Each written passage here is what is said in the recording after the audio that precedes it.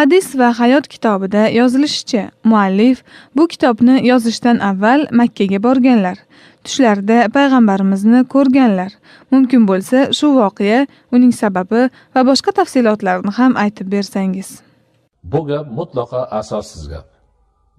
Bu gap yo'q yerdagi narsani to'qib olishdan iborat. Bor narsani buzib ko'rsatishdan iborat. Ya'ni o'zini hayolidagi narsani birovga nisbat berishdan iborat hisoblanadi.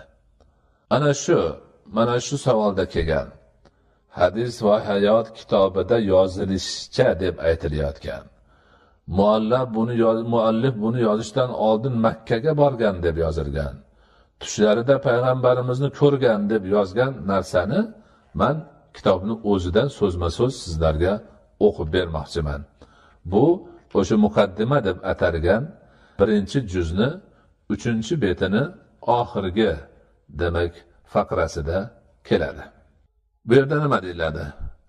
Avvalo, albatta ustozlarim, muhaddis birodarlarim bilan maslahat qildim. Duogo'ylarning duosini oldim va eng muhimi, qayta payg'ambarimiz alayhissalom ziyoratlariga borib, Madina-i Munavvarada u zotning jivorlarida bo'lib istixora qilib bashorat olganimdan keyingina bu o'ta mas'uliyatli ishni boshlashga jur'at qildim. Mana shu jumla. Boshqa gap yo'q.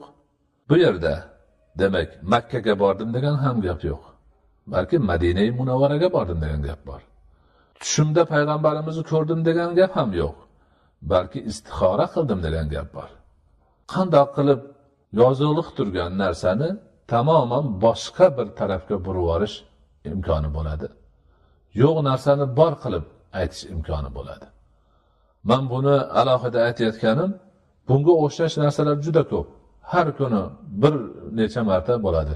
Kitobingizda uni yozibsiz, kitobingizda buni yozibsiz deyishadi. Qani? Qayerda yozibman desam, gap boshqa. Kitobdagi gap boshqa. Demak, kitobga suyanib gapirayotgan odam avval kitobni o'qisin, uni tushunsin, keyin birovga gapirib, xosatan mana bunga o'xshab savol qilib yo'llanayotgan paytda, demak, o'sha yerdagi gapni aniq nimaligini bilsin. Makkaga borgan degan gap yo'q. Men Makkadan Madinaga borganman. Tushda ko'rdim degan gap yo'q bu yerda. Istixora qildim desa, tushda ko'rdim deydi.